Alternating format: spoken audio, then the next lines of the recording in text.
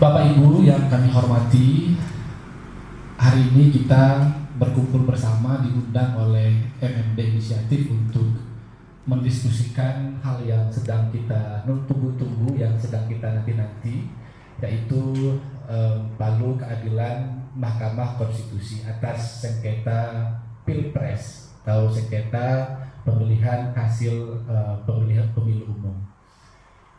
Sebelum kita berbicara lebih lanjut tentang apa yang menjadi poin diskusi kita pagi hingga siang hari ini, terlebih dahulu saya persilahkan kepada Bapak Asmai Ishak PhD selaku Direktur MMD Inisiatif untuk memberikan sambutan dan pengantar atas diskusi kita semua. Waktu dan tempat kepada Pak Asmai Ishak PhD kami persilahkan.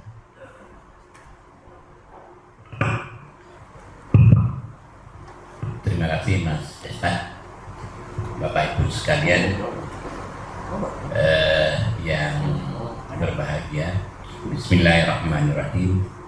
Assalamualaikum warahmatullahi wabarakatuh.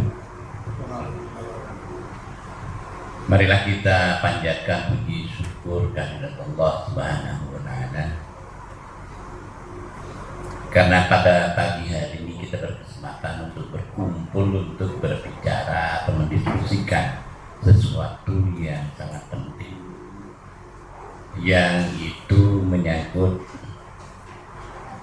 hajat hidup rakyat dan bangsa kita. Oleh karena itu, dengan nikmat sehat yang kita miliki, yang kita dapatkan dari Allah, kita bisa hadir dalam acara ini. Tidak lupa kita panjatkan salawat dan salam untuk junjungan kita Nabi Allah Muhammad SAW, dengan harapan kita memperoleh syafaat di akhir zaman nanti. Yang kami hormati Ibu Sulistiawati, terima kasih Bu kehadirannya, dan Pak Sodiki yang mengikuti atau bersama kita melalui Zoom dari Malang, dan kita sedang menunggu kehadiran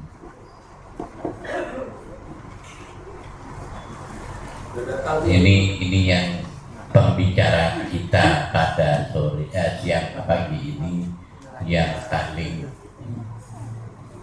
kita tunggu-tunggu dan paling junior. Selamat datang.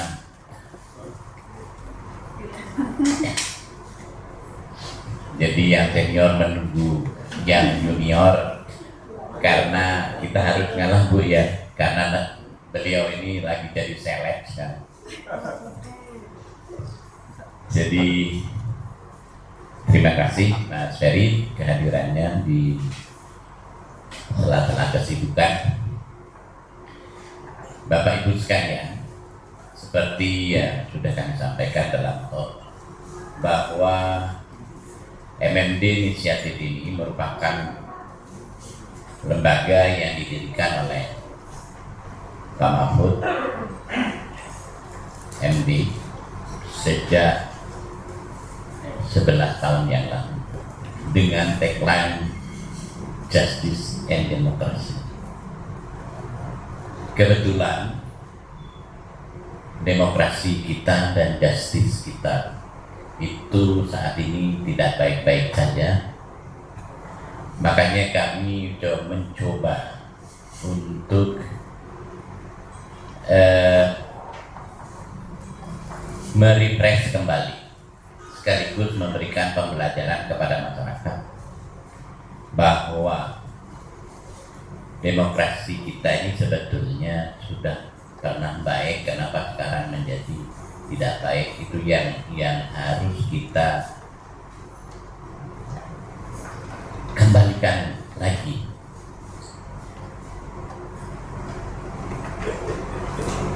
Mahkamah Konstitusi sebagai lembaga terakhir benteng demokrasi, benteng keadilan, itu pernah menjadi atau memutuskan atau mengambil keputusan yang cukup fenomenal, yang sangat bermanfaat untuk kepentingan bangsa.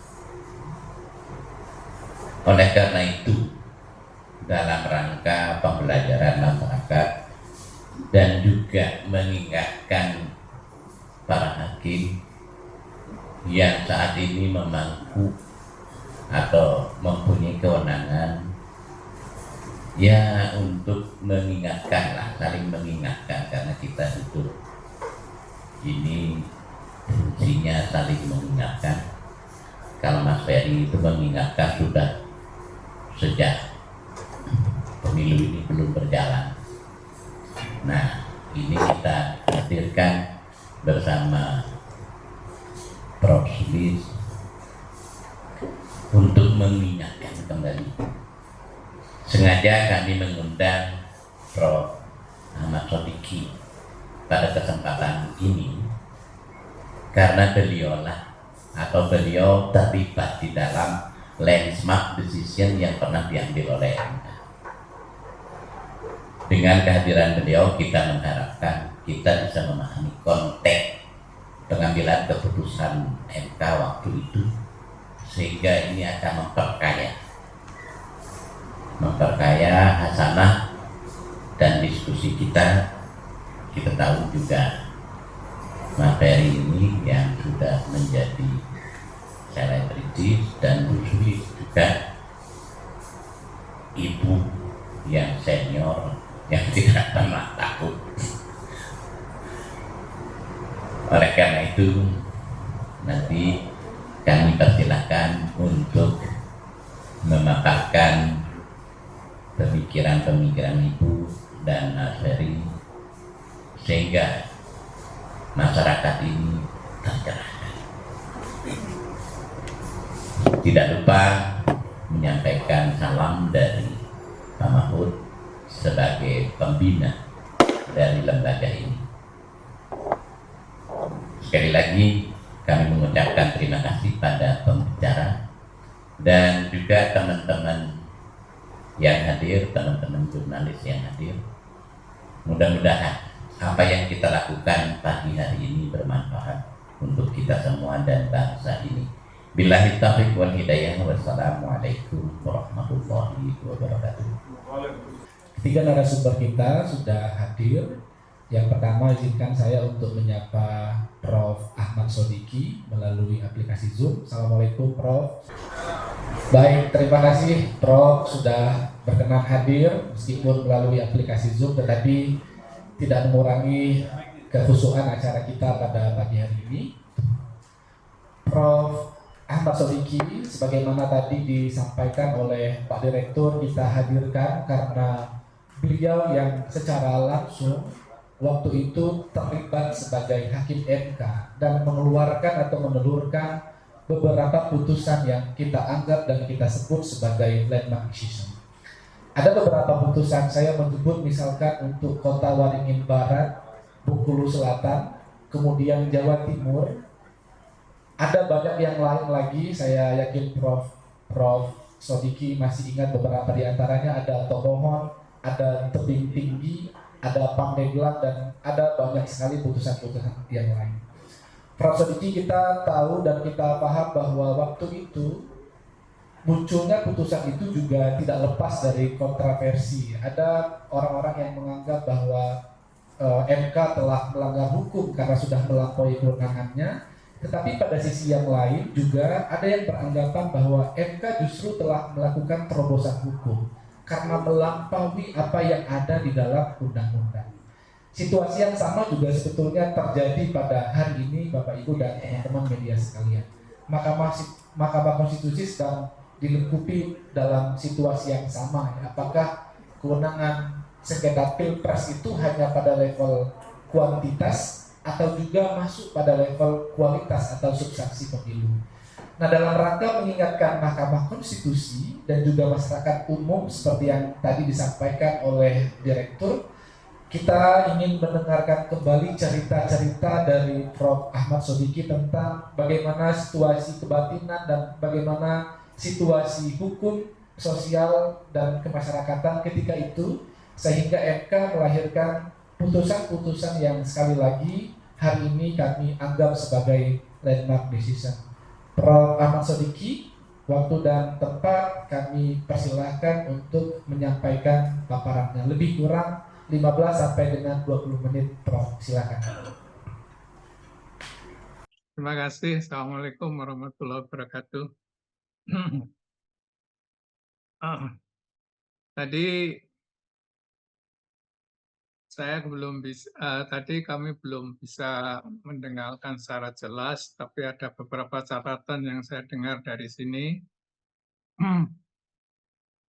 bahwa saat itu sesungguhnya kalau menurut pengamatan saya adalah bahwa pendekatan di dalam memecahkan masalah yang diajukan ini baik dari segi normatif maupun filosofis maupun perkembangan masyarakat yang diinginkan baik pada masa sekarang maupun yang akan datang. Artinya mengantisipasi dampak dari putusan tersebut. Tekanan pada aspek normatif dalam beberapa hal memang kemudian ada beberapa yang ketinggalan zaman, terutama pada nilai-nilai baru yang muncul dari perkembangan masyarakat itu sendiri. Tapi sesungguhnya berdasarkan pertimbangan atau pengamatan saya, nilai kejujuran, keadilan, kemanfaatan menjadi rujukan utama pada masa-masa itu ya. Seperti yang disebutkan di dalam itu tor dari yang bersangkutan, yaitu masalah putusan Kota Waringin Barat itu, yang itu sebetulnya kalau tidak keliru adalah terstruktur, sistematif, dan masif, tapi juga yang menekankan masalah kejujuran, yaitu pemilu di Bengkulu Selatan yang calonnya itu tidak secara jujur mengungkapkan siapa dirinya sehingga dibatalkan. Demikian juga kemudian kita beranjak pada ketidaksempurnaan pada putusan, pada ketentuan normatif yang boleh memilih adalah yang punya KTP, yang terdaftar saja dalam pemilu lalu digantikan dengan pusat dengan KTP atau paspor yang masih berlaku. Ini hal-hal yang kemudian menjadi pilihan untuk menjaga apa? Pertama hal untuk menjaga kejujuran dan juga menjaga hak-hak dari rakyat itu sendiri yang tidak terdaftar dalam pemilu kada. Tetapi juga tidak pula menegui kepastian hukum atau saja, tetapi juga kemanfaatan. Saya ingat saja ada satu putusan Jaksa Agung yang tidak dilantik pada periode kedua, ya, dan kemudian dianggap tidak sah untuk menandatangani surat-surat sehubungan tidak dilantiknya itu dibenarkan oleh mahkamah. Tetapi akibat dari itu kerusakan beban yang ditanggung oleh mereka yang mendapatkan akibat dari akibat dari tidak disahkannya Jaksa Agung menandatangani itu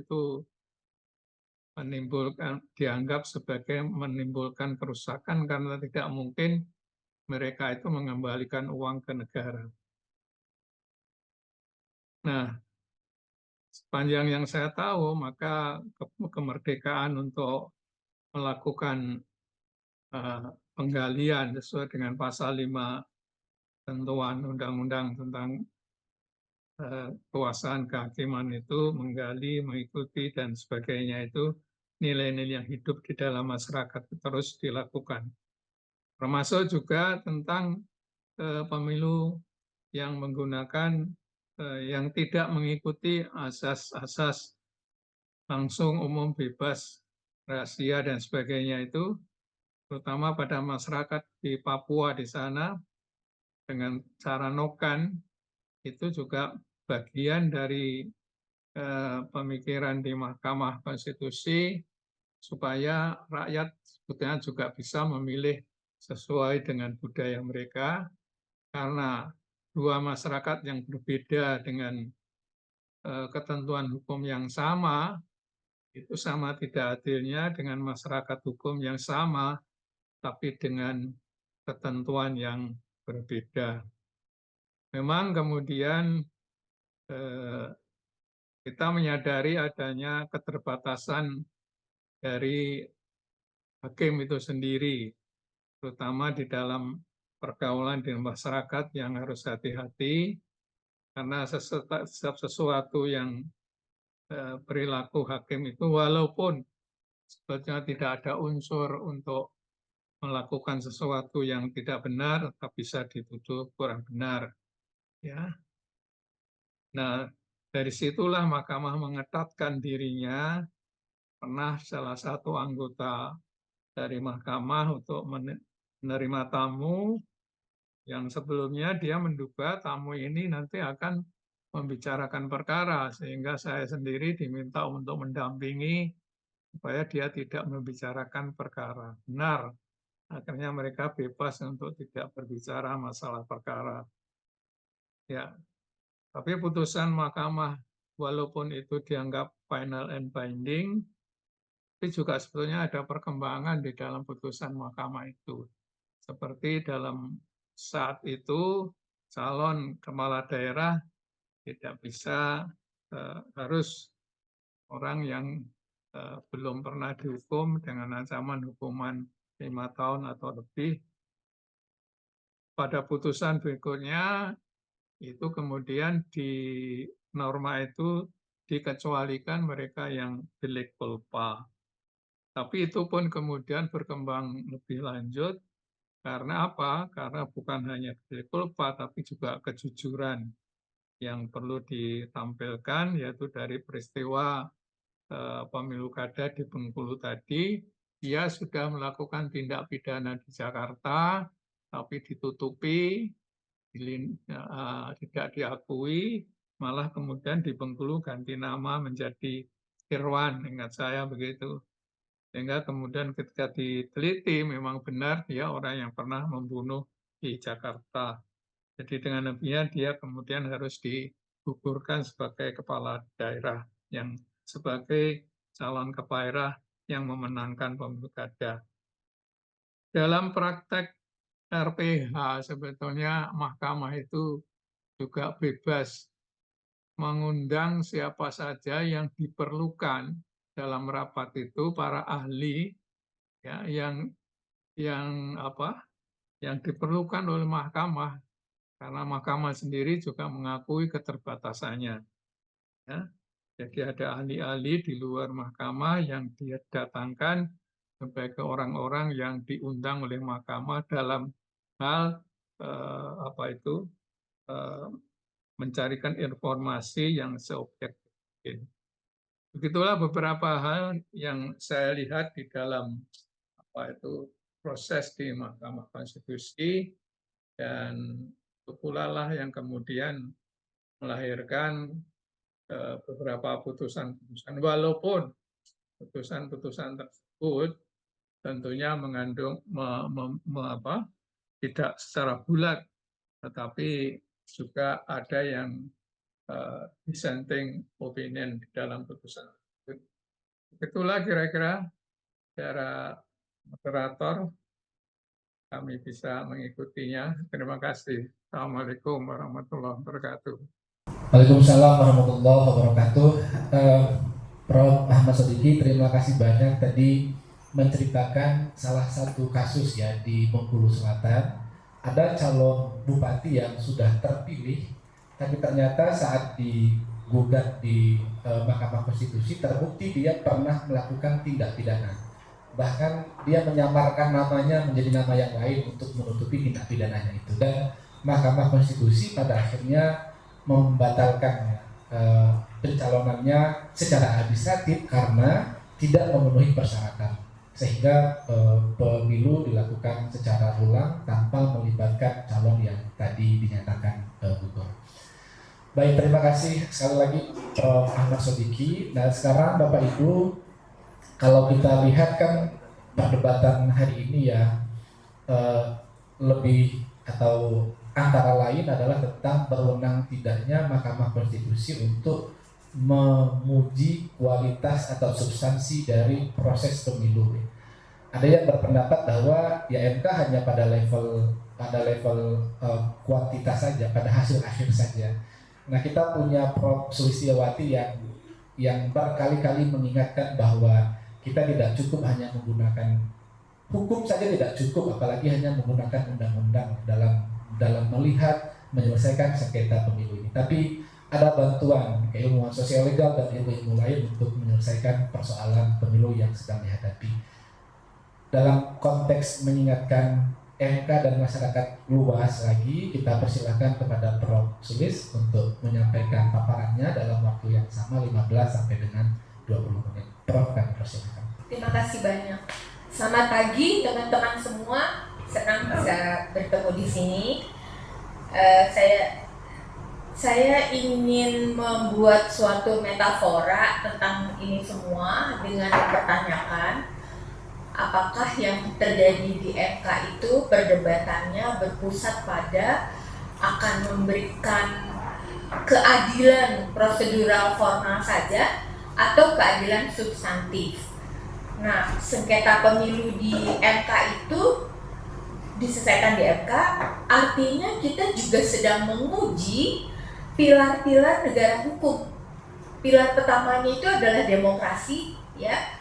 Pilar keduanya adalah hak asasi manusia, karena isi konstitusi itu adalah hak-hak dasar yang dijamin oleh negara. Lalu yang ketiga adalah pilar mekanisme kontrol untuk mengontrol pemisahan kekuasaan di negeri kita. Tidak hanya yudikatif, eksekutif, legislatif, karena sejak 98 kita punya macam-macam institusi yang lain seperti MK utamanya, lalu komisi yudisial, macam-macam komisi. Jadi sudah lebih luas daripada trias politika saja. Itu perkembangan dari 98 ya. Nah, artinya kita sedang menguji apakah ini kita masih negara hukum atau tidak melalui kasus ini, gitu kan. Nah, oleh karena itu sengketa pemilu menjadi bersifat sangat khusus, tidak bisa direduksi menjadi penyelesaian sengketa biasa. Jadi yang diharapkan hakim MK itu bisa memikirkan suatu pertimbangan yang melampaui analisis doktrina, ya. Itu artinya apa? Hakim MK tidak sekedar menjadikan diri sebagai corong undang-undang saja. Nanti saya jelaskan lebih jauh itu artinya apa. Dan tentu saja sebagai guardian of constitutions, avant-garde dari konstitusi, penjaga gerbang terdepan dari konstitusi, MK harus mempertahankan konstitusi. Biarpun langit runtuh, konstitusi harus tetap tegak, gitu ya. Di situ terutama ada pasal 22E yang mengatakan asas pemilu langsung, bebas, rahasia, jujur, dan adil. Itu perintah konstitusi.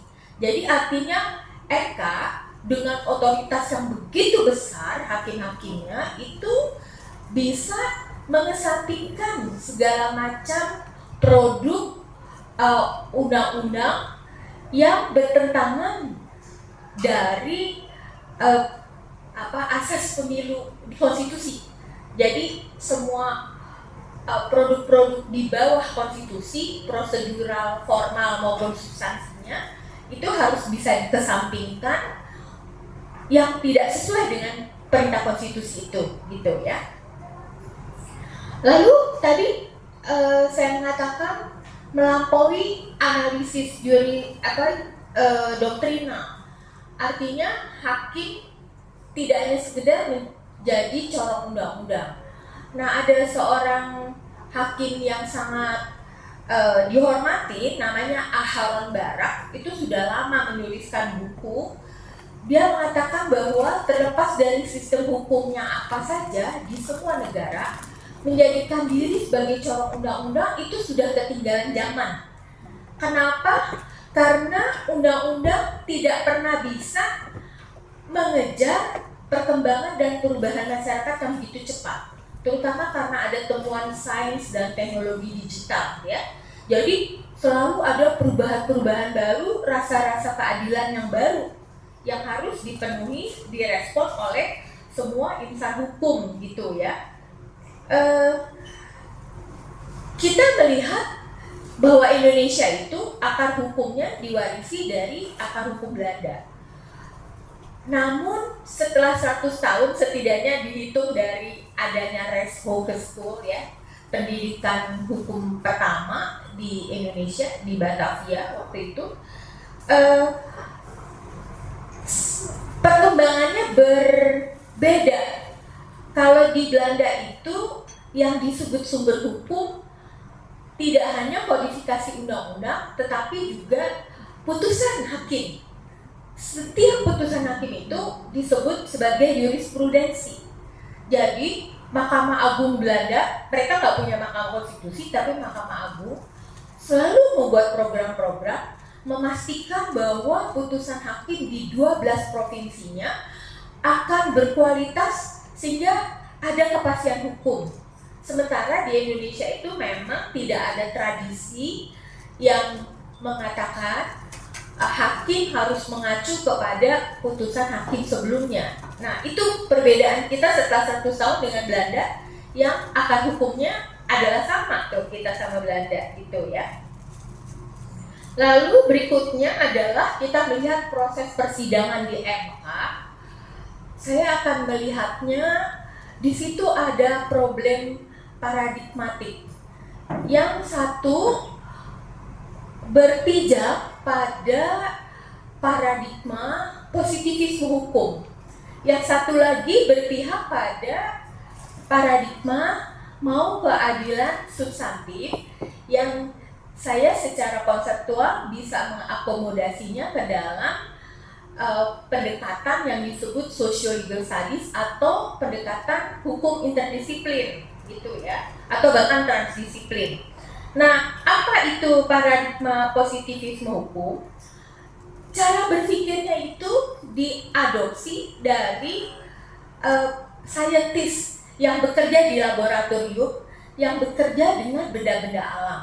Kalau di laboratorium itu, para saintis berhadapan dengan objek-objeknya benda alam.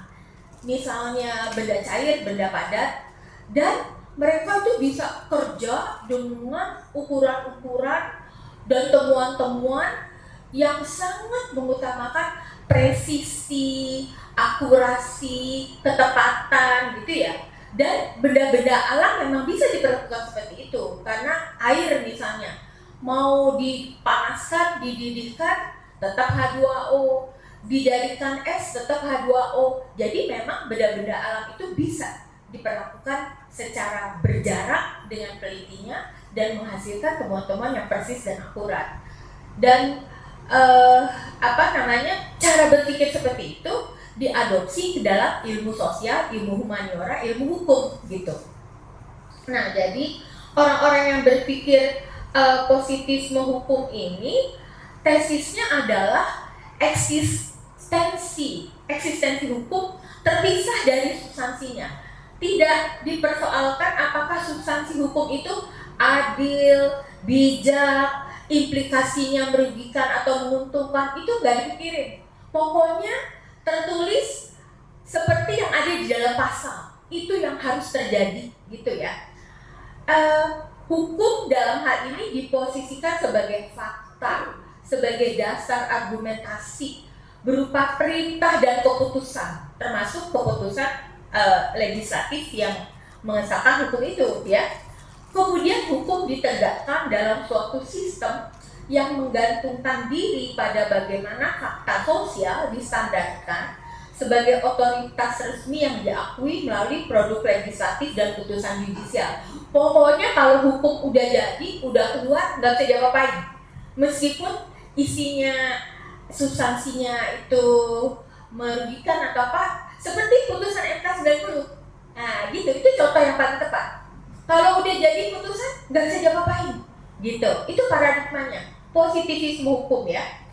Nah, ranah kedua, jadi kalau kita belajar di fakultas hukum itu sebenarnya kita harusnya diajari tentang epistemologi hukum, asal-usul ilmu hukum. Di mana ilmu hukum itu punya dua kamar. Kamar yang pertama yang tadi tuh melihat hukum secara dogmatik, secara doktrinal ya. Mahasiswa hukum belajar tentang pasal-pasal dan keterampilan-keterampilan beracara, itu memang harus ya. Tapi ada kamar yang kedua, ini yang saya mau kasih beri informasinya. Kamar kedua itu adalah yang diberi nama Socio-Legal Studies atau hukum dan masyarakat, yang isinya itu adalah studi hukum interdisiplin. Scholar yang ada di situ seperti saya melakukan kajian-kajian, menjawab pertanyaan-pertanyaan hukum, menjawab persoalan hukum, tetapi pendekatan yang digunakan itu boleh dari meminjam ilmu-ilmu lain, sejarah, politik, filsafat etika, ya bahkan digital forensik boleh juga gitu kan.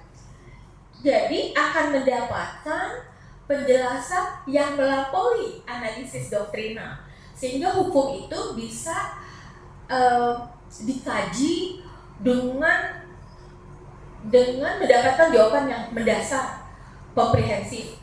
Persis seperti sidang MK kemarin. Teman-teman bisa bayangin nggak kalau saksi ahli itu hanya orang HTN saja gitu? Bisa bayangin nggak? Nggak akan ketemu, ya kan? Di situ ada ekonom, ada filsafat etika, psikologi, ada psikologi sosial, ada sosiologi, macam-macam gitu kan. Nah, itu tuh yang dimaksud melampaui analisis doktrinal gitu ya. Nah, hari ini teman-teman kalau kembali ke kampus, maka ilmu pengetahuan global itu memang perkembangannya sudah interdisiplin semacam itu, udah transdisiplin semacam itu. Kita lihat saja pemenang Nobel itu nggak pernah dari satu monodisiplin. Jadi kerjasama yang panjang dari orang ilmuwan tuh masih umurnya muda sampai dia tua, berkolaborasi dengan latar belakang ilmu yang lain, bahkan lintas negara, lalu menghasilkan temuan-temuan yang sangat dibutuhkan oleh masyarakat, frontliner ya, penelitian-penelitian yang temuannya itu dahsyat, sangat bermanfaat bagi kemanusiaan melalui sains dan teknologi. Maka pertanyaannya adalah, apakah ilmu hukum masih mau monodisiplin saja, sementara perkembangan ilmu pengetahuan sudah interdisiplin semacam itu? Nah, itu tantangannya gitu. Jadi tuh kesulitan-kesulitan perkembangan di dalam ilmu hukum di Indonesia sangat terkait dengan sulitnya universitas-universitas di Indonesia membuka dirinya terhadap kolaborasi antar keilmuan ya.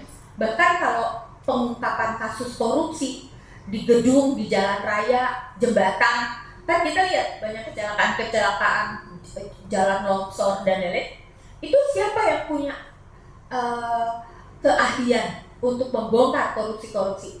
Orang teknik sipil, orang hukum itu sangat paham soal macam-macam pasal terkait korupsi, gratifikasi dan lain-lain, tapi pembuktiannya orang teknik sipil. Jadi harus berkolaborasi gitu ya. Nah, jadi itu saya mau menutup ini dengan mengatakan bahwa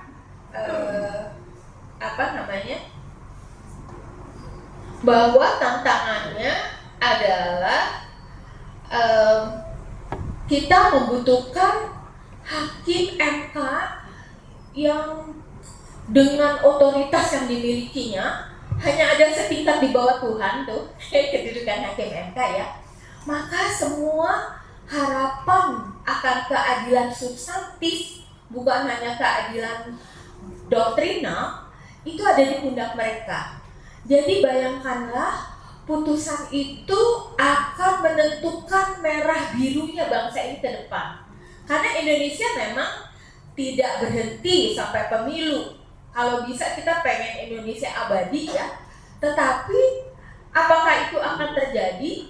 Sedikit demi sedikit akan ditentukan apakah bangsa Indonesia bisa memulihkan kesalahan-kesalahannya. Dan dalam hal ini adalah kesalahan dengan putusan MK 90 gitu. Jadi itu harus dipulihkan melalui putusan yang sekarang. Itu harapan kita gitu. Terima kasih. Baik, terima kasih Prof. Sulis. Kembali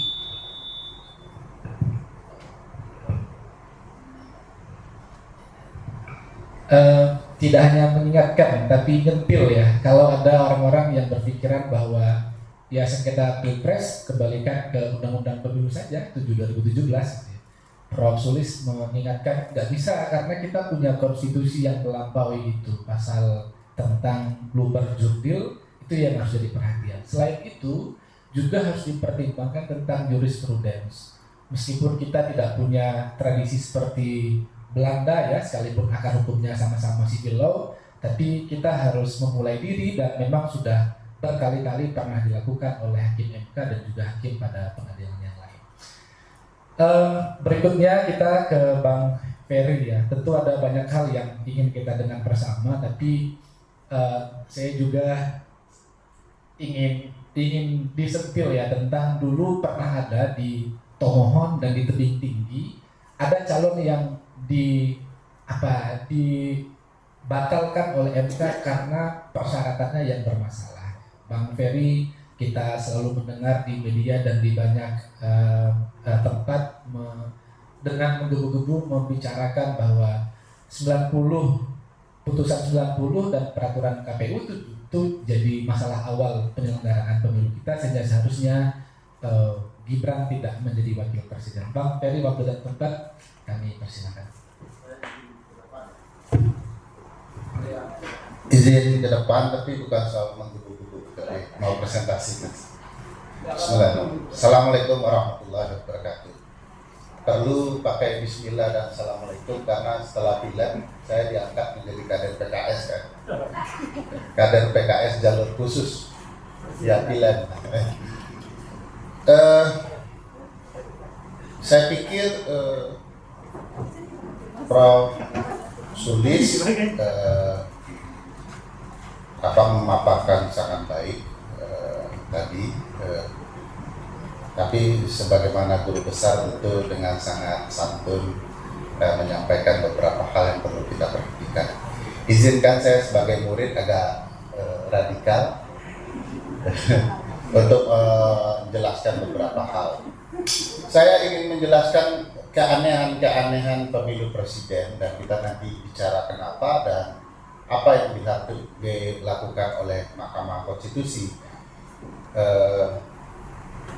sebagai ya pasti ada giumnya itu dalam bahasa Prancis ya. Kalau bahasa Prancis saya agak melepetan, mohon maaf, karena saya ahlinya bahasa Minang. Hakim itu sudah pasti bukan saya lupa, ada yang mulia Prof. Ahmad Sodiqi sudah lama sekali tidak menonton beliau bersidang. Mungkin terakhir menonton beliau bersidang ketika MK sedang berwibawa. Hakim itu sudah pasti bukan Butch de la Loi. Dia bukan corong undang-undang, corong hukum, tapi dia Butch de la Justice. Dia adalah corong keadilan. Jadi hakim tidak menemukan undang-undang. Dia tuh semua orang baca undang-undang kok. Untuk apa hakim kalau cuma sekedar baca undang-undang? Tapi yang mau ditemukan hakim adalah keadilan. Nah, mari kita bicara keanehan dan ketidakadilan. Kurva ini tidak semua bisa membaca kalau sekilas. Tapi saya mau menceritakan kurva ini muncul melalui akumulasi dari berbagai hasil survei. Hampir seluruh survei kita jadikan kurva sederhana seperti ini. Apa yang ditemukan ini menarik kalau diperhatikan baik-baik. Garis biru muda itu pasangan Prabowo Gibran, garis merah itu adalah Ganjar Mahfud, dan garis biru terang itu adalah Anies Baswedan dan Caimin. Ada satu fenomena janggal muncul dari kurva ini karena muncul kurva kembar tapi tak sama. Kurva kembar tapi tak sama ini muncul karena beberapa peristiwa. Perhatikan teman-teman, suara awal Prabowo Gibran Ganjar Mahfud di awal pemilu berada di tingkat yang terlihat bahwa Ganjar Mahfud lebih unggul dan Prabowo Gibran jauh di bawah. Tidak jauh ya, dekat, cukup dekat. Yang mengubah kurva ini menjadi kurva berbeda walaupun kembar. Lihat modelnya sangat persis sama kembar, tapi ke arah yang berbeda. Pertama, yang mengubah peristiwa adalah putusan MK 90. Ini naik, ini mengalami penurunan. Sejak putusan 90, naik sedikit. Begitu mendaftar, naik lumayan signifikan. Turun juga signifikan.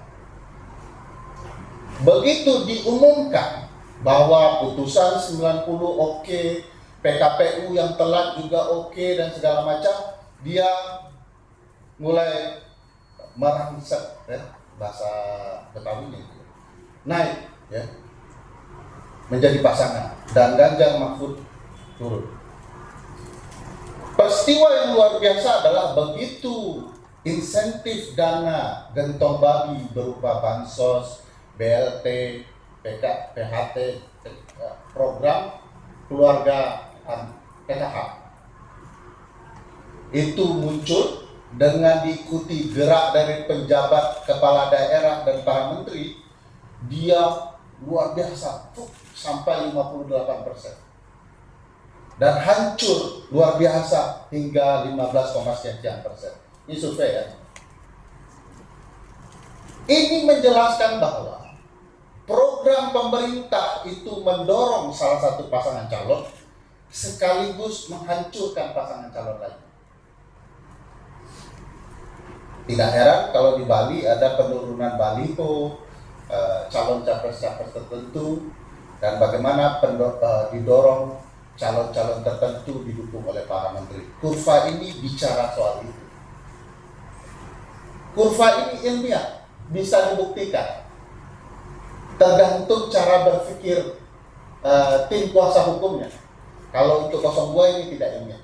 Dia mau memperlihatkan bahwa kecurangan itu ada kepala daerah yang ngomong atau kepala desa ngomong, kasih uang, lalu bilang pilih 02. Tidak mungkin bukti seperti itu ditemukan. Cara pendekatan pembuktian kecurangan pemilu berbeda. Nah, ini yang jarang dipahami. Cara membuktikan kecurangan, terlibatnya kekuasaan dalam pemilu, relatif tidak harus terjadinya perintah. Bagaimana orang bisa merekam presiden? Memerintahkan sesuatu, tidak mungkin.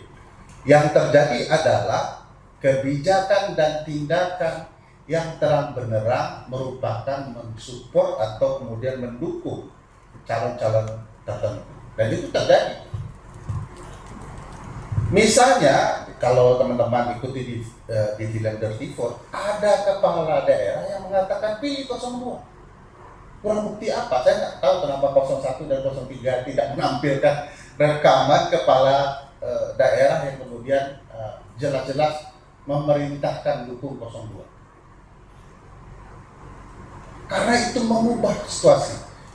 Kalau kita mau memperlihatkan peta bahwa bagaimana relasi presiden dan penunjukan penjabat gubernur dan kepala daerah yang lain, Indonesia itu sudah Jokowi betul, total.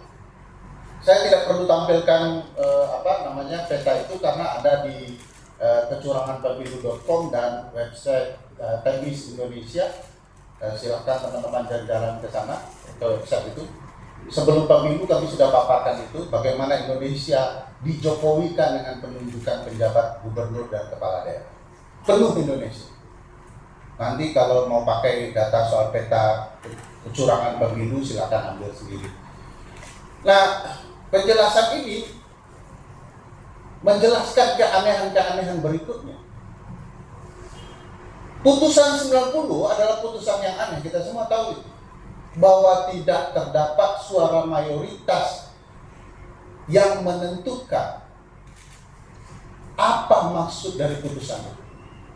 4 orang menolak ya, untuk elected official bisa menjadi alternatif syarat menjadi calon presiden dan calon wakil presiden, karena menurut pasal 169 huruf Q, hanya orang yang sudah berusia 40 tahun saja yang boleh menjadi calon presiden dan calon wakil presiden. Dan putusan MK tidak menjelaskan model alternatif apa selain usia itu. 4 mengatakan tidak boleh sama sekali. 3 mengatakan boleh, 3 orang ya. 3 orang hakim, Guntur Hamzah, ya, Maman Usman, dan kemudian yang sudah diberhentikan, saya lupa, yang sudah habis ininya, beliau orang Medan, saya lupa namanya. 3 orang. 2 orang lagi, yaitu Bu Prof. Eni dan Daniel Smith mengatakan hanya boleh kalau dia gubernur. Kalau dia gubernur sebagai wakil pemerintah pusat di daerah. Lalu kenapa simpulannya wali kota juga boleh? Siapa yang membuatnya mayoritas?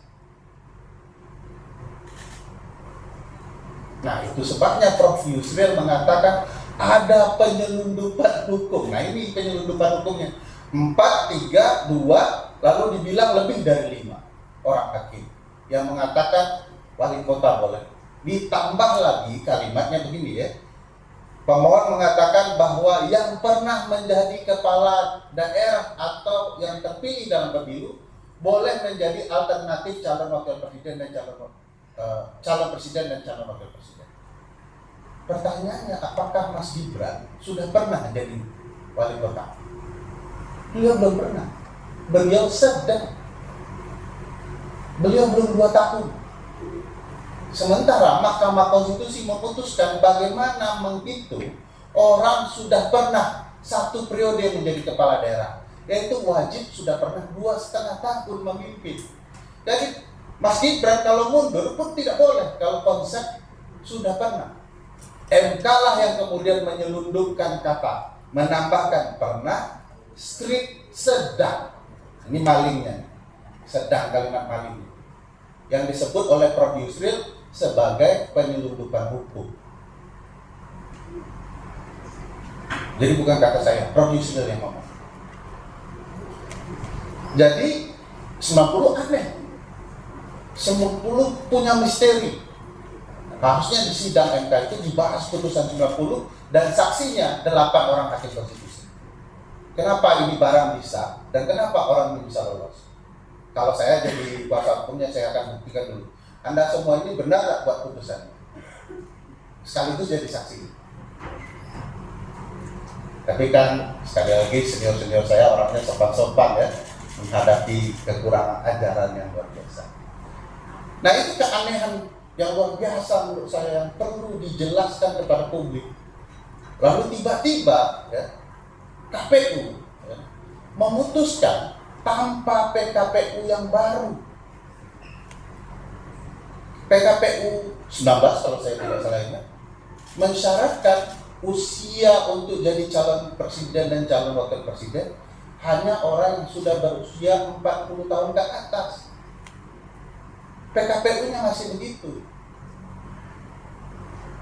Lalu tiba-tiba dengan PKPU yang belum diubah, lalu masuklah Mas Gibran dan terdaftar. Padahal kalau teman-teman coba simak pernyataan KPU sebelum putusan, KPU ngomongnya begini, Kalau kami siap apapun putusan KPU, begitu putusan itu dinyatakan, PKPU-nya langsung kami undang. Jadi KPU ikut berbohong luar biasa. Apalagi presiden yang itu maksudnya. Ya, presidennya sudah sering bohong kan, jadi tidak perlu kita buktikan. Nah, teman-teman, peristiwa rangkaian kecurangan yang berhimpitan itu sebenarnya menurut saya kalau digunakan upaya penegakan keadilan bukan sekedar undang-undang sudah selesai. Mana ada satu indikasi bahwa seluruh perdebatan soal kecurangan ini terjadi, tidak, itu sederhana saja membuktikan. Mana ada proses penyelenggaraan pemilu, aturan main berubah saat pertandingan sedang dimulai hanya untuk karpet merah bagi anak presiden. Peraturan diubah di tengah jalan melalui putusan MK, yang di MK itu pamannya. Saya tidak tahu ya kemampuan teman-teman soal sepak bola sampai sejauh mana ya. Tapi saya juga tidak pakar-pakar betul, tapi saya penonton sepak bola. Kalau MU dan Liverpool sedang bertanding, lalu peraturan yang menguntungkan MU tiba-tiba, kita anggap ini pertandingan sudah kacau. Walaupun MU menang 4-3 kemarin. 4-3 itu menjelaskan komposisi mayoritas. Di tempat lain kita lihatlah. Komposisi mayoritas hakim konstitusi itu kalau patuh kepada putusan 90, 4 orang sudah menolak Mas Gibran. Tinggal 4 orang lain. Nah, pertanyaan besarnya bagi teman-teman media adalah bagaimana kalau putusan itu 4-4? Kan tidak bertemu. 4-4. 4 bertahan di 90, 4 bertahan apapun yang terjadi, pokoknya anak raja harus jadi raja. Ya. Itu konsep pangeran menjadi raja. Saya mau jelaskan, ini kekacauan yang disebabkan putusan 90. Mana ada hakim ada di gelanggang, tetapi tidak boleh sidang. Konsekuensinya adalah terjadi potensi putusan 4-4. Dari mana asalnya? Ya asalnya putusan 90. Asalnya dari mana? Dari anak raja mau jadi raja yang ditolong oleh bapaknya, kurang lebih begitu. Dan itu fakta yang terjadi. Mana ada persidangan akan potensi 4-4. Makanya disinggung oleh Prof. Sulis, ini kalau otaknya positivistik, keadilan tidak akan wujud. Wong sidang itu sudah tidak adil, majelisnya 8 orang, itu akan menggambarkan bahwa potensi kasus ini akan stuck. Dan itu kita biarkan terjadi di depan mata kita dan nonton. Untung sekarang sidangnya sampai sore. Kalau sampai jam 4 malam seperti dulu kan capek kita mendengarkan drama Korea berlapis-lapis kalau kemudian semuanya sudah direkayasa. Nah, saya mau menjelaskan keanehan-keanehan itu dan itu terjadi dan apa penyebabnya. Bagi saya penyebabnya tidak sekedar Presiden Jokowi, tetapi juga penyelenggara pemilu. Saya mau ingatkan teman-teman ya, bahwa penyelenggara itu punya masalah serius dalam menyelenggarakan pemilu. Saya mau ingatkan satu rekaman saja yang orang lupakan betapa penyelenggara pemilu kita curang. Rekaman ini pembahasan perintah melakukan kecurangan dalam verifikasi peserta pemilu lalu. Masih ingat ya? Perintahnya, kalau perintah itu datang dari sekretaris atau siapapun dari KPU RI, itu atas perintah saya itu ketua KPU RI. Enggak ya? Nanti saya share ke teman-teman media ya, rekaman salah satu, intinya adalah dia menyatakan perintah yang disampaikan oleh sekretaris dan sekjen KPU adalah perintah saya sebagai ketua untuk melakukan kecurangan meloloskan partai-partai tertentu. Teman-teman silakan lihat partai-partai yang diloloskan yang tidak memenuhi syarat, sebagian besar adalah pendukung 02. Jadi bagaimana 02 semakin powerful, maka diloloskanlah partai-partai tertentu yang tidak memenuhi syarat.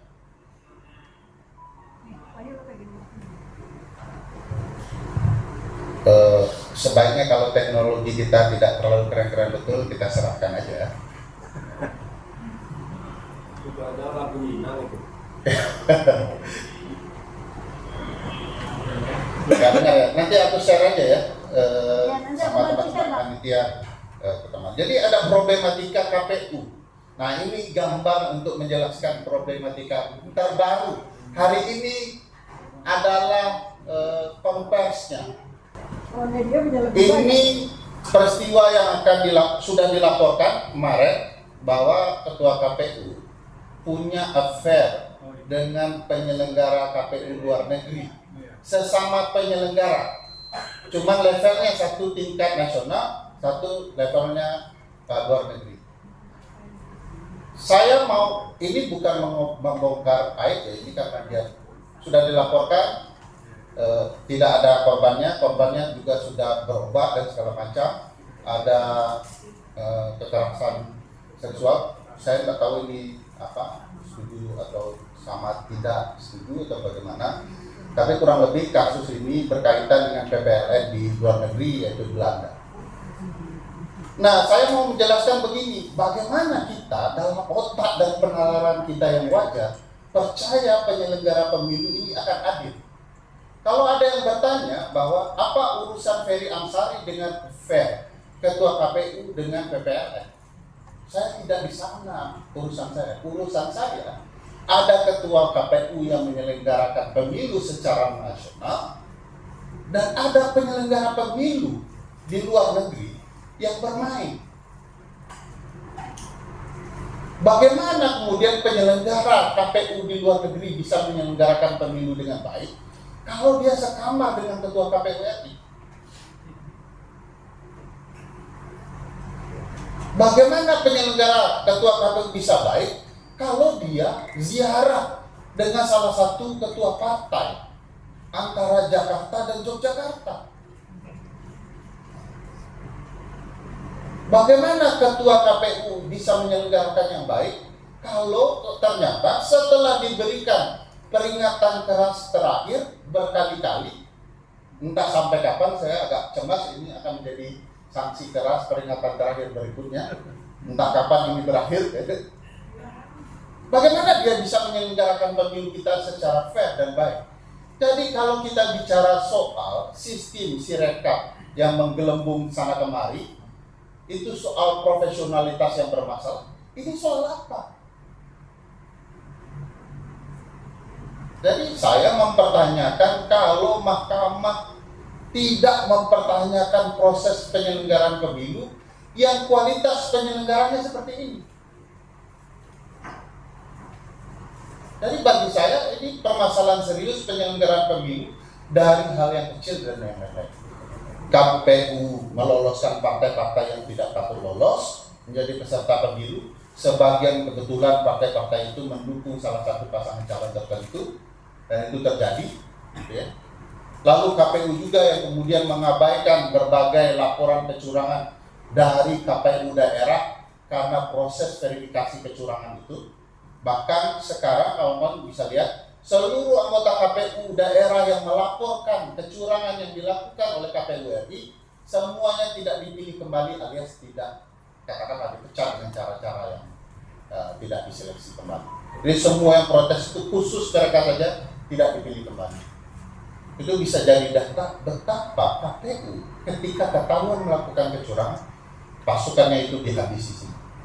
Nah ini bukti dan indikasi bahwa mahkamah harus progresif. Ada yang mengatakan bahwa apakah mahkamah harus memutus perselisihan hasil pemilu ANSI? Tadi sudah dijawab oleh beliau berdua, banyak landmark decision yang mengatakan begitu. Sederhananya, putusan nomor 01 PHPU Pilpres garing 17 Romawi garing 2019 itu mengatakan bahwa mahkamah berwenang menyidangkan perkara perselisihan hasil pemilu yang beraroma TSN kecurangan. Putusan MK sendiri. Kenapa saya kutip putusan ini? Karena putusan ini bersandar kepada undang-undang yang sama dengan yang kita pakai hari ini, yaitu Undang-Undang 7 tahun 2017 tentang pemilu. Kalau mahkamah mengatakan tidak berwenang, apa dan bagaimana pertanggungjawaban mahkamah dengan putusan dia sebelumnya yang pakai undang-undang yang sama? Kalau ada yang mengatakan bahwa DPR sebagai pembentuk undang-undang bersama pemerintah sudah membedakan mana yang TSM prosedur dan mana perselisihan hasil pemilu. Perhatikan, tidak ada sebenarnya pelarangan terhadap mahkamah untuk memproses kalau ternyata kecurangan TSM itu juga melibatkan KPU dan Bawaslu. Masa kita mengurus kecurangan proses kepada Bawaslu yang terbukti bermasalah misalnya. Kedua, Mahkamah Konstitusi dilarang menerapkan konsep TSM yang mereka ciptakan sendiri melalui putusan yang saya rasa Prof. Mahfud dan Yang Mulia Sodiki masih ada di dalam itu. Putusan nomor 41 45 PHPUD garing 6 Romawi 2008. MK yang buat konsepnya, MK pula yang bilang. Ketiga, mana bunyinya di undang-undang dilarang?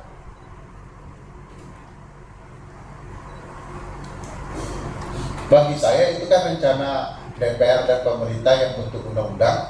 Kalau mereka curang, supaya tidak dibongkar di MK, dipisahkan saja. Saya mau menceritakan, coba amati pasal 475 ayat 2 Undang-Undang Pemilu. Yang selama ini dikatakan oleh kubu calon capres tertentu bahwa MK hanya memutus perkara perselisihan hasil pemilu. Mereka tidak mengutip penuh pasal ini. Pasal ini mengatakan bahwa Mahkamah Konstitusi hanya menyidangkan perkara perselisihan hasil pemilu. Atau, mana ada ataunya, yaitu atau bicara soal penentuan dipilih kembali dalam proses pemilu presiden dan calon wakil presiden, alias putaran kedua. Orang ini layak putaran kedua atau tidak, atau boleh ada putaran kedua atau tidak. Jadi sidang kemarin, kalau mahkamah cermat dengan kecurangan 58%, saya yakin Prabowo Gibran tetap yang tertinggi, tapi nonsen soal 58,8%.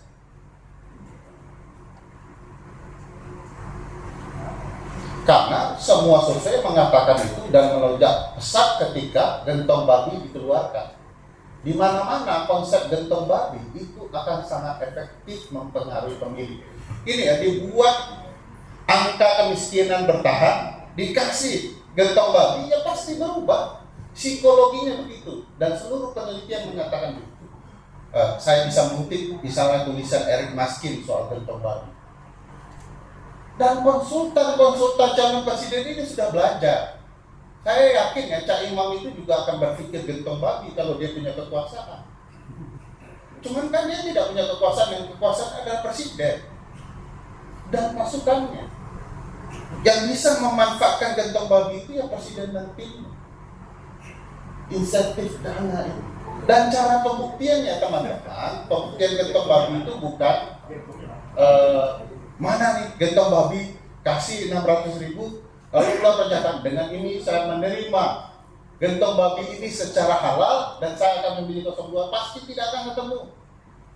Yang diteliti soal gentong babi adalah apakah ada kebijakan negara dan tindakan penyelenggara negara yang menggunakan insentif dana pemerintah untuk kepentingan pemilu. Di mana kepentingan pemilunya? Ketika dia dikucurkan pada tahun-tahun pemilu, itu sudah curang. Pemilu yang fair tidak boleh ada gentong babinya. Cukup dilihat ada kebijakan dan tindakan itu selesai. Apalagi ada tindakan nyata. Pak Zulhas bilang, oh terima ya ini semua jasa Pak Jokowi. Aneh nggak? Ada orang buktinya konkret gitu ya, bahwa dia minta dipilih jasa-jasa Pak Jokowi untuk pemilu ini, tetapi tidak dipanggil oleh MK. Jadi yang dipanggil itu khusus-khusus saja. Coba bayangkan kalau Pak Zulkifli Hasan dipanggil dan videonya ditayangkan, itu menjelaskannya bagaimana. MK pilih-pilih,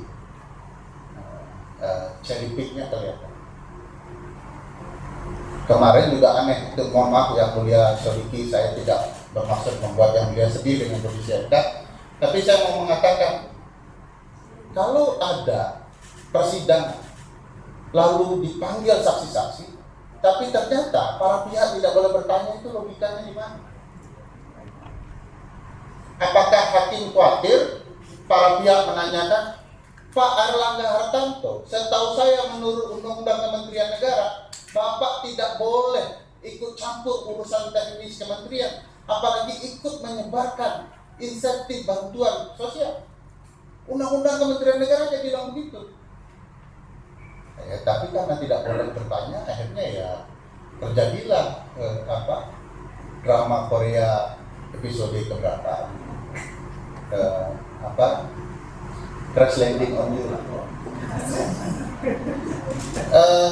Jadi ini penjelasan bahwa secara norma MK juga harus progresif. Apa yang terjadi menunjukkan kecurangan. Saya sampai hari ini masih heran bertanya, kalah ya kalah saja, bukan soal itu. Kalah sih oke, tapi pertandingan harus fair. Sehebat apapun MU menurut saya, kalau faktanya memang mereka harus kalah, saya harus terima. Tetapi kalau peraturannya direkayasa sebagai penggemar berat MU, saya tidak terima. Jangan disuruh saya kemudian menerima. Dan mohon ingat Cak Imam, MU ini bukan Madura United ya, tapi Minang United. Saya mau kasih gambaran begitu teman-teman, hari ini kita sedang membiarkan berbagai kecurangan terjadi. Kami sudah mengumpulkan bagaimana pola kecurangan itu dan sudah disebarkan. Sebagian mengatakan, kenapa Anda tidak bersedia menjadi ahli? Jadi soal kesepakatan kami, kita bongkar ini, kita tunjukkan kita tidak sedang berpihak kepada 01, 02, 03. Kalaulah kemarin hakim yang mulia memanggil kita akan buktikan di depan persidangan. Kita sudah sampaikan, hanya hakim yang mulia Mahkamah Konstitusi yang bisa memanggil kami bertiga untuk membuktikan fakta kecurangan. Tapi rekaman yang satu itu saja sudah pasti akan membuat heboh. Kami punya rekaman kecurangan lain yang teman-teman sudah bisa lihat juga waktu itu di CNN ya, menampilkan berbagai kecurangan yang dilakukan penyelenggara pemilu. Kalau wasitnya curang, saya pastikan hasilnya juga curang. Sekian, terima kasih. Teman-teman, kita hari Jumat, jadi jam 11.30 harus sudah selesai acara kita. Saya berikan waktu termin pertama 3 orang penanya, teman-teman dari media atau yang lain, jika ada hal yang akan dikonfirmasi, ditanyakan atau bahkan di-challenge. Saya persilakan. Oke, 1, 2, 1 orang lagi. 1, 2, 1 orang lagi. Oke, saya persilakan 2 orang dulu ya. Mbak yang di depan, oke, yang pertama, kemudian lanjut ke Mas yang sudah berdiri. Selamat siang, Prof. Selamat siang juga Mas Ferry. Saya Nabila dari CNN Indonesia TV. Mohon izin untuk bertanya, mungkin agak sedikit berbeda, tapi masih korelasi dengan jelang putusan MK ini. Kira-kira bagaimana sebenarnya posisi dan juga pengaruhnya amicus curiae dalam putusan atas sebuah sengketa hasil Pilpres 2024 di MK nantinya? Kira-kira bagaimana sih signifikansi? Karena kalau kita melihat kan banyak kemudian juga tokoh-tokoh yang belakangan juga mendeklarasikan diri sebagai amicus curiae tersebut. Terima kasih. Baik, terima kasih. Ada 41 ya atau 43 amicus yang sudah masuk. Nah, bagaimana signifikasinya?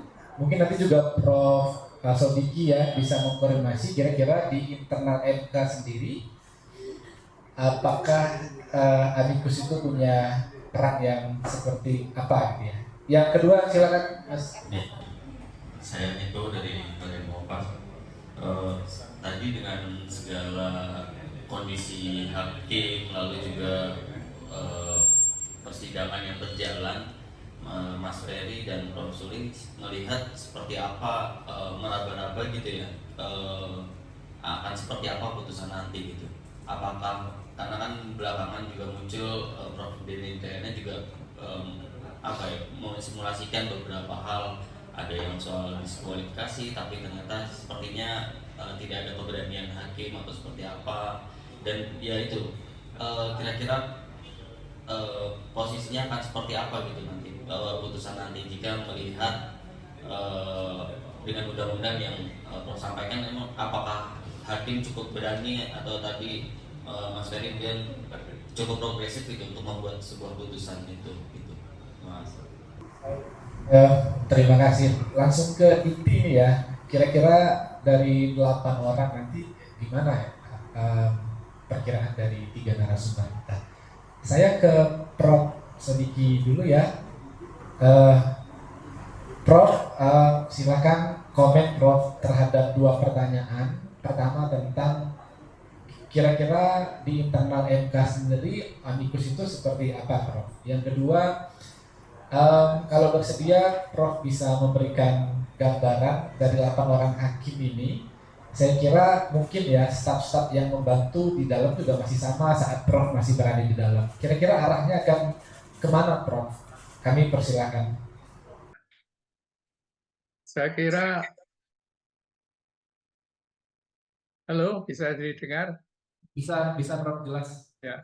Jelas. Ya saya itu bukan tukang ramal ya. Tapi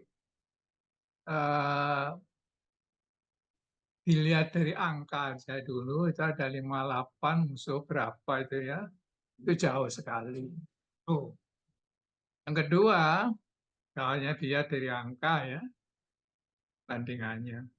Tapi dari sisi yang lainnya adalah bahwa seandainya toh juga ada yang dikabulkan, tentunya hakim itu harus yakin bahwa pelanggaran itu apakah untuk seluruh wilayah, sehingga ada pemilu presiden ulang.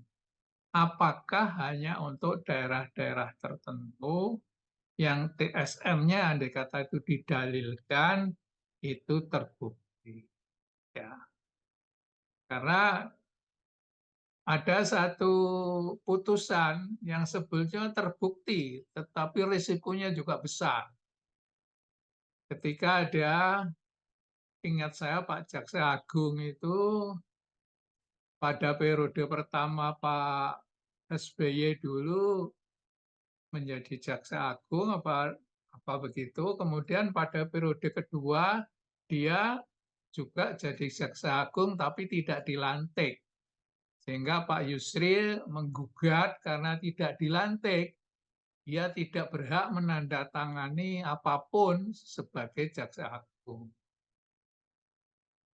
Akibatnya tentu itu Mahkamah berpendapat bahwa benar memang sekalipun pada periode kedua dia tetap harus dilantik, tidak boleh dilanjutkan begitu saja. Jadi dari kepastian hukum dia benar. Ya.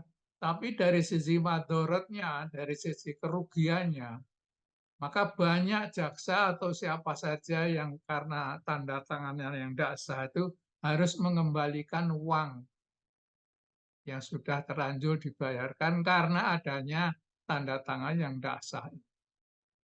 Sehingga Mahkamah menyatakan bahwa untuk kali ini saja bisa terjadi, tidak boleh terjadi lagi. Itu dulu ketika harus mempertimbangkan bukan masalah kepastian hukumnya, tapi juga mandorot ataupun kerugiannya.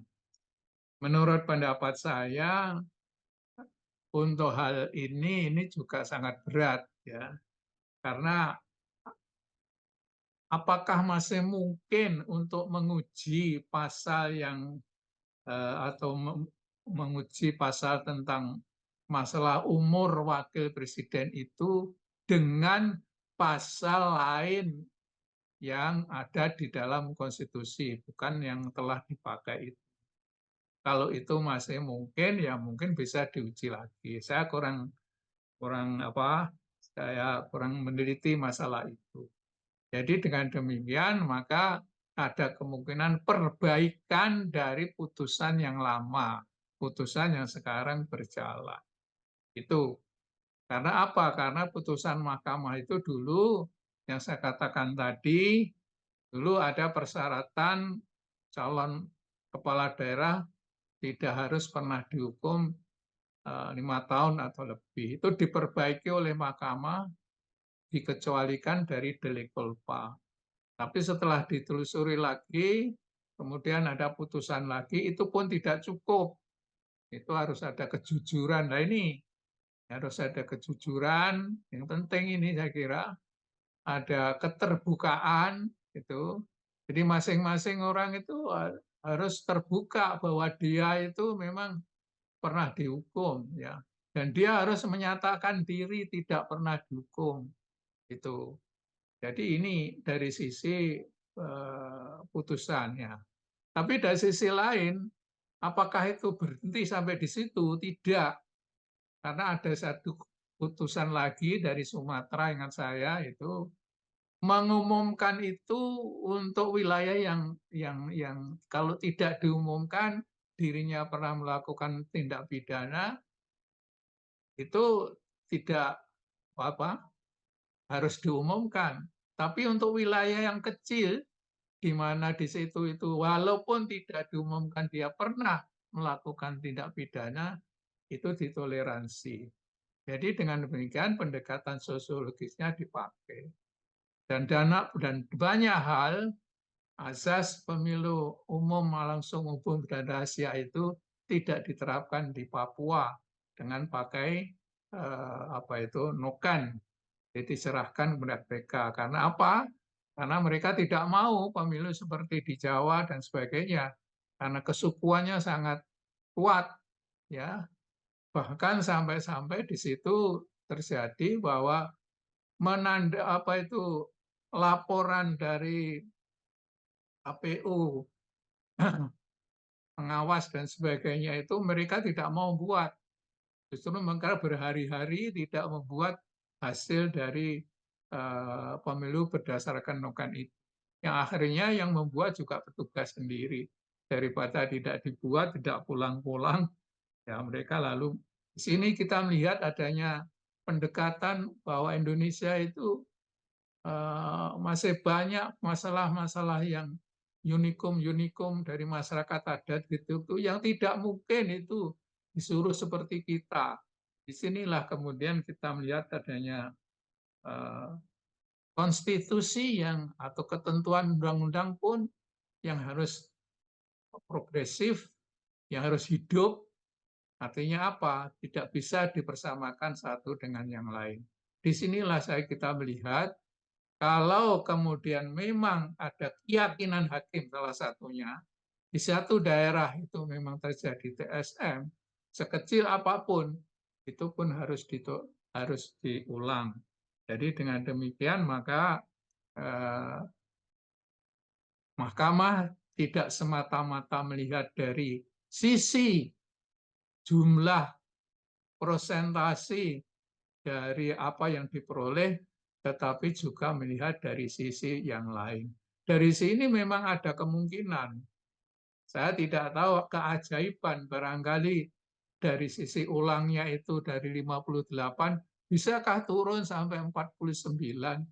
Ya, saya tidak tahu ya. Kalau sudah begitu, itu mesti harus diulang lagi. Tapi kalau tidak, hanya bisa menurunkan jumlah perolehan itu kira-kira tidak bisa masih tetap di atas 50 atau lebih, tetap berjalan dan dimenangkan mereka yang masih menang. Saya kira itulah kira-kira pandangan saya. Tapi saya berharap juga mahkamah juga tidak menutup mata tentang apa yang telah diraikan oleh pembicara tadi.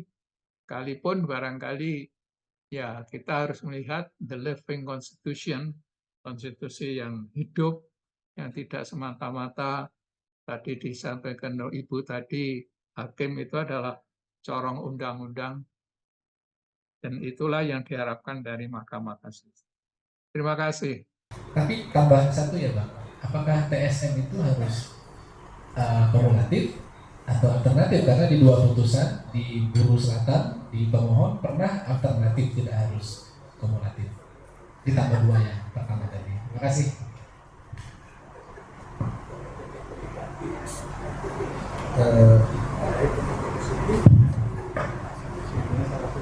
Terima kasih, saya respon ya. Soal amicus curiae atau friends of the court, sahabat pengadilan. Kalau dia jumlahnya sudah banyak, ada beliau, ada Bu Mega, ada mahasiswa, ada seniman, disebut dengan plural ya, amici itu. Jamak. Amici sebenarnya tradisi berhukum. Dia bukanlah konsep formal yang diatur secara rigid di dalam hukum acara pengadilan. Awalnya berbasis hukum Roma dan mempengaruhi Eropa kontinental, common law system di Inggris dan besar di Amerika. Jadi ini jelas cerita judge made the law ya, hakim buat hukum gitu ya. Hakim yang menemukan hukum dan kemudian.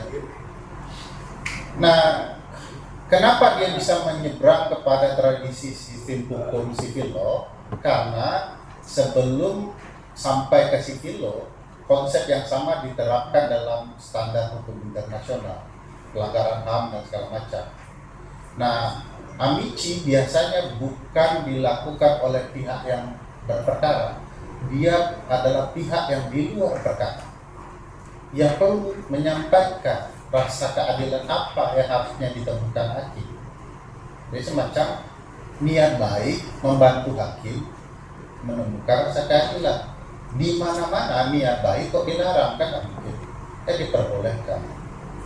Timbul pertanyaan, bagaimana dengan Bu Megawati Soekarno Putri?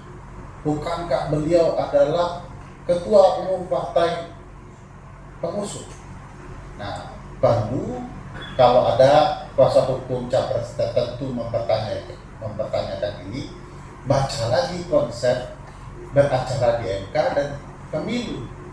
Bu Mega dan partainya bukan peserta pemilu. Dia tidak bisa jadi pihak. Yang menjadi pihak adalah calon presiden. Oleh karena itu, Bu Mega boleh kok menjadi salah satu orang yang mengirimkan amicus curiae sebagai sahabat peradilan. Bu Mega punya konflik kepentingan. Kalau konflik kepentingan Bu Mega dicaci maki, pertanyaan besarnya, kenapa tidak dibicarakan konflik kepentingan antara Presiden, Pak Ahmad, dan Gibran? Jelas sekali konflik kepentingannya. Begitu Bu Mega langsung ingat konflik kepentingan. Begitu Pak Ahmad Usman dan Gibran yang jelas-jelas konflik kepentingan, lupa. Tapi jangan lupa kenapa Presiden Megawati Soekarno Putri layak mengirimkan amicus curiae mundur ke 2003. Undang-Undang MK pertama 24 tahun 2003 ditandatangani oleh Presiden Megawati. Hakim MK pertama dilantik oleh Presiden Megawati. Kurang pantas apa beliau menjadi sahabat pengadilan yang bernama Mahkamah Konstitusi? Kan itu. Dan sekali lagi ini tradisi, siapapun boleh, mau 01, 02, 03, bahkan Ferry Amsari yang bukan siapa-siapa juga diperbolehkan mengirimkan. Kalau saya merasa diri saya sahabat pengadilan, pertanyaan besarnya adalah apakah amici boleh menjadi pertimbangan? Sudah dijawab oleh Mahkamah Konstitusi.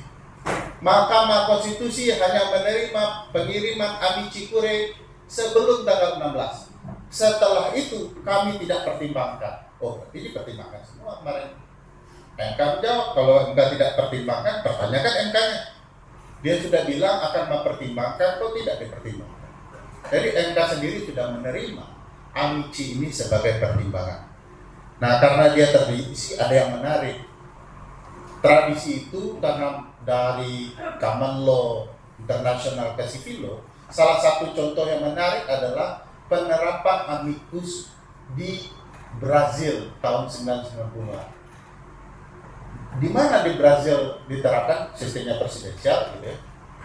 Kapan diterapkan? Diterapkan di Mahkamah Konstitusi Brazil. Jadi kalau ada yang mempertanyakan itu kurang aja mungkin referensinya atau sedang membela. Kalau membela itu kan apa saja yang dilakukan lawan salah semua kan. Tapi faktanya itu dipakai di Mahkamah Konstitusi Brazil dan itu tradisi yang diperbolehkan. Fakta lagi, amicus sudah diterima mahkamah dalam perkara-perkara yang lain. Jadi masa khusus perkara perselisihan hasil pemilu presiden karena yang dimenangkan adalah anak presiden tidak dipakai kan? Jadi amici tidak ada permasalahan. Soal ini pertanyaan dari kemarin ini meresahkan jiwa dan raga. Apakah MK bisa mendiskualifikasi dan bagaimana bentuk diskualifikasinya dan bolehkah diskualifikasi itu hanya Gibran dan Prabowo dimenangkan? Sekali lagi ini karena kuasa-kuasa hukum tertentu kurang baca. Ini bukan memanaskan Bang Hotman kita yang baik hati dengan cincin-cincinnya. Saya mau mengatakan begini, tidak mungkin diskualifikasi itu hanya untuk Gibran. Baca pasal 6A ayat 1 Undang-Undang Dasar 1945 bahwa presiden dan wakil presiden itu dipilih dalam satu pasangan calon, satu pasangan. Kalau satu bermasalah, dia bermasalah kedua-duanya. Jadi kalau mau diskualifikasi, ya kedua-duanya. Dan tidak mungkin ya satu didiskualifikasi, satu dilantik. Tidak mungkin. Dan tidak mungkin juga kedua-duanya dilantik dulu, lalu satu didiskualifikasi. Tidak akan terjadi. Begitu sudah jadi raja, ngapain lagi? Ingat, mendiskualifikasi mereka kalau sudah dilantik. Mekanismenya adalah impeachment. Salah satu cara memulainya adalah hak angket aja takut. Ya mungkin. Jadi MK lah yang mengetuk palu bahwa ini proses tidak adil, harus diulang. Pertandingan harus tanpa gentong babi, tanpa penempatan penjabat kepala daerah, tanpa pemaksaan kepada kepala desa, tanpa sogok berupa gentong babi politik dalam bentuk lain, berupa penambahan masa jabatan kepala desa, itu gentong babi juga. Kemarin ada bahasa hukum yang marah-marah, Anda menyebut ini gentong babi politik, ini bukan gentong babi politik, ini gentong babi budgeting. Berarti diakui yang budgetingnya, tapi dia lupa konsep gentong babi itu ada juga politiknya. Salah satunya ngasih kepala desa, Anda dukung saya, bertambah masa jabatannya. Kapan masa jabatan itu bertambah? Itu sudah diisukan jauh hari, tapi penambahan disahkan adalah mendekati pemilu. Unik pokoknya pemilu kita top. Jadi menurut saya pendiskualifikasiannya adalah kedua-duanya. Tapi kalau ditanyakan ke saya, apakah Mahkamah Konstitusi berani? Nah, ini berarti apakah Mahkamah Konstitusi berani memberhentikan anak presiden yang melantik dia? Apakah Mahkamah Konstitusi berani kalau salah satu di antaranya adalah orang yang dititipkan melalui proses seleksi tidak adil dari hakim, ya? Jadi ada hakim konstitusi yang dilantik karena memecat hakim konstitusi lain. Itu tidak adil. Konsepnya itu aneh sekali. Tidak ada seleksi, calonnya cuma tunggal. Itulah yang mulia untuk bangsa. Itu tidak ada di undang-undang, tidak ada di konsep peraturan, lalu kemudian itu terjadi dan disahkan oleh presiden dan kemudian diterima oleh hakim konstitusi yang lain. Apakah alasan mereka menerima ini pakai undang-undang? Tidak. Progresif mereka untuk kejahatan. Tetapi untuk kebaikan lupa konsep progresif. Ini mohon maaf ke beliau, guru saya, Ferry Absari, progresif untuk kejahatan itu banget lah teorinya. Tapi saya mau mengatakan mereka mengabaikan undang-undang, konstitusi dan semuanya untuk melantik seseorang secara tidak sah. Lalu sekarang bicara mana aturan undang-undangnya? Bagi saya itu kebohongan yang berupaya untuk melegitimasi kecurangan ini seolah-olah menjadi sah. Nah, tadi ada yang satu poin dahsyat dari Yang Mulia Sodiki. Poin dahsyatnya itu adalah apakah bisa diputuskan MK secara berani di bawah 50%. Karena bisa saja terbukti kecurangan, tapi angka yang dinyatakan curang tetap di atas 50% atau sama dengan 50%. Intinya tetap satu putaran. Kalau MK melakukan itu, MK harus menjelaskan bagaimana hitung-hitungannya. Karena hitungan-hitungnya sebenarnya adalah kalau pertandingan dibuat aturan yang tidak fair, artinya seluruh aturan main itu tidak sah. Jangan ditanyakan hasil MU versus Liverpool. Kenapa contohnya sepak bola saya juga tidak tahu ya. Jangan ditanya 4-3-nya. Kalau curang, yang ditanyakan apakah wasit terlibat, klub terlibat, pemain terlibat, badan judi terlibat dalam kecurangan sepak bola, atau kalau di Itali kata nacil ya, istilah judi bola. Tidak pernah dibahas skornya, yang dibahas adalah siapa pelaku kecurangannya. Begitu di soal pemilu, yang ditanya angka skornya. Loh, yang curang itu adalah wasitnya, KPU-nya, presidennya dengan getong babi dan kebijakannya, menteri-menterinya terlibat, padahal tidak boleh terlibat, penjabat kepala daerah yang terlibat. Ini pangkal masalahnya. Kok yang ditanya angkanya? Kalau yang ditanya angkanya, besok 2029 konsepnya begini. Ini konsultasi politik ya. Dan boleh disebarkan sebagai bagian dari kerusakan dan kejahatan. Saya kasih tahu cara kejahatan mereka. Besok 2029 akan ada konsep, lakukanlah kecurangan pemilu securang-curangnya. Jangan nanggung.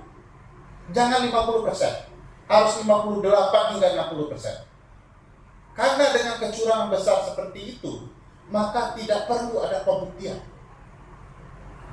Kalau Anda nanggung 52%, nanti bisa berbalik cerita.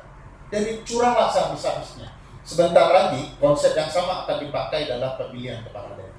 Saya jamin, kalau cuma curang nanggung, menang nanggung, mereka akan bisa berubah. Curangnya ketahuan, angkanya berubah. Jadi ada pembiaran kecurangan terjadi.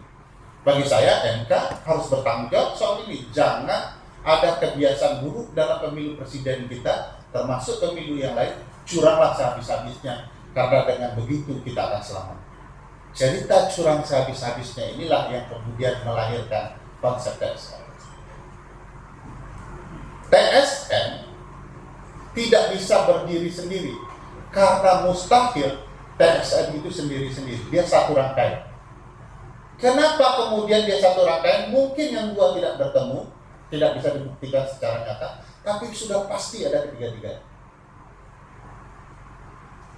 Karena konsekuensinya adalah soal masif. Betapa besar dampak hasilnya. Kecurangan yang mempengaruhi hasil. Dan kecurangan yang mempengaruhi hasil bisa terwujud tanpa angka. Itu problematika. Kalau sudah tiga-tiganya sudah pasti tidak, mungkin tidak. Ngapain terbukti, terstruktur, masif aja sudah bisa menjelaskan di problematika serius. Masih tidak mungkin terjadi tanpa sistematis. Mereka mengirim orang-orang kemana-mana, menteri kemana-mana, itu sistematis. Dampaknya masif. Jadi tidak mungkin tidak terstruktur.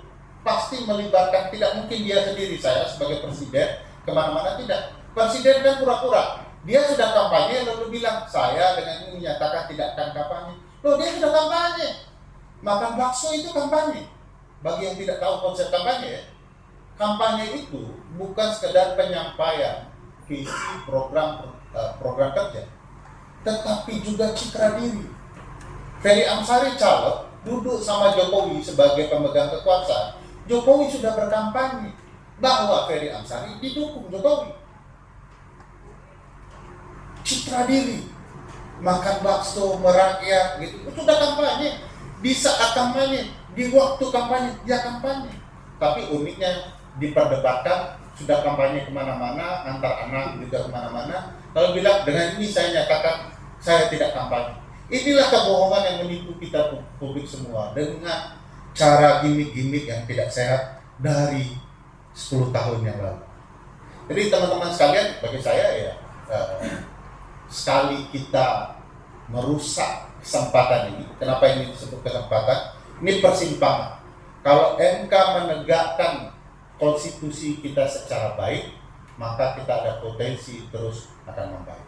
Tapi kalau MK mematahkan palu keadilan dalam perkara ini, maka kita akan butuh waktu lama untuk kemudian menegakkan demokrasi kembali. Karena sekarang semuanya sudah direkayasa. Saya pikir itu. Terima kasih. Terima kasih Bang Ferry. Saya persilakan yang terakhir Prof. Sulis untuk memberikan respon untuk 2 pertanyaan yang sama. Terima kasih pertanyaannya. Saya hanya akan menambahkan yang soal amicus curiae ya. Tadi yang pertanyaan nomor 2 sudah dibahas habis-habisan sama Bang Ferry. Terima kasih Bang Ferry.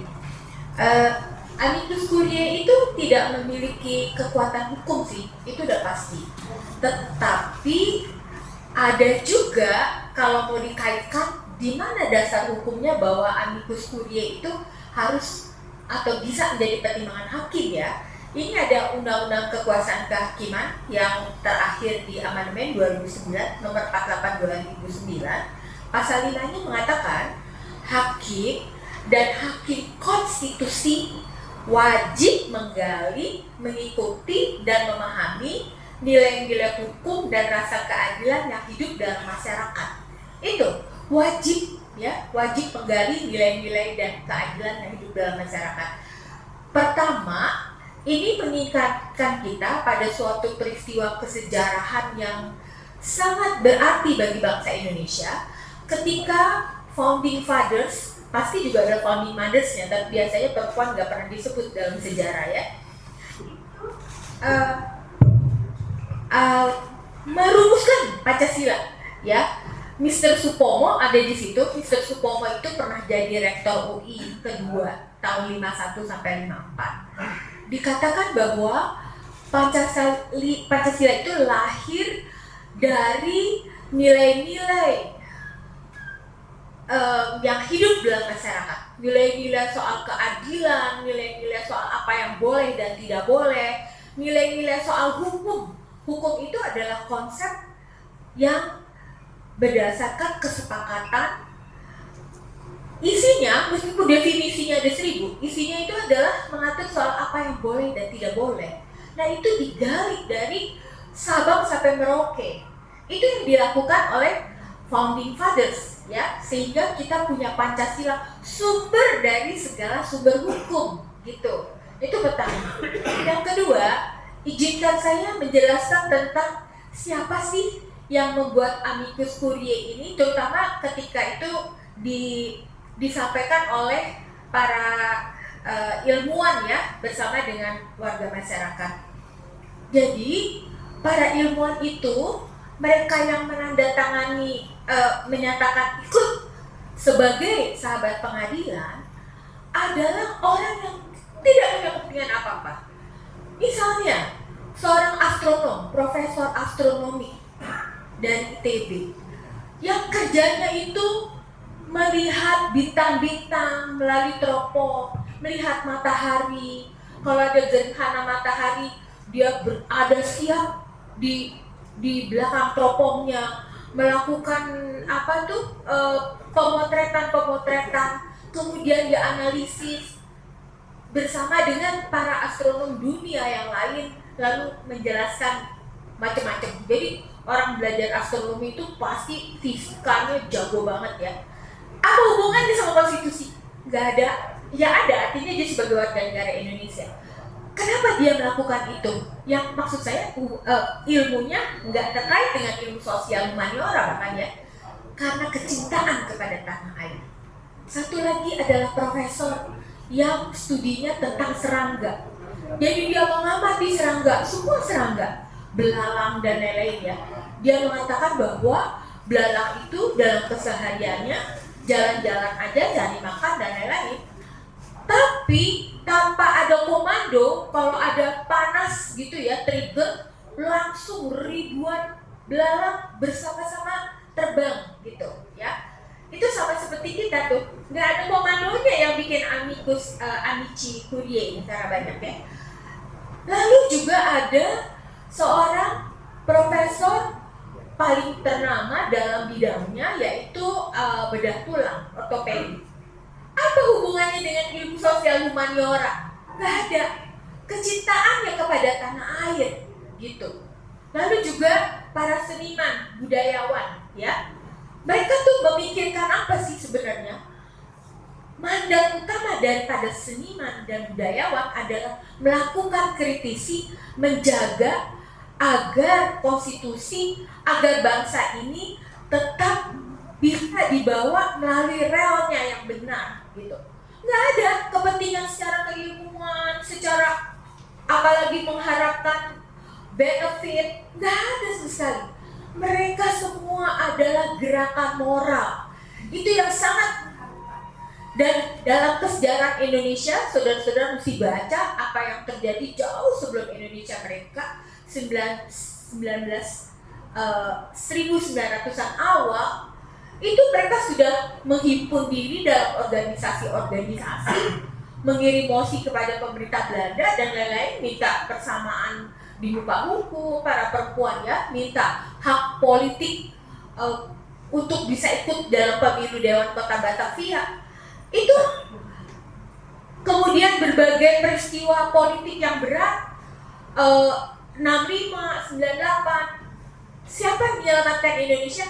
Gerakan masyarakat sipil, gerakan moral. Jadi kita mesti melihat Amici Curie ini di dalam konteks tadi itu. Nggak ada kewajiban, nggak ada kekuatan hukumnya, tetapi di situ adalah kekuatan moral yang amat besar. Gitu.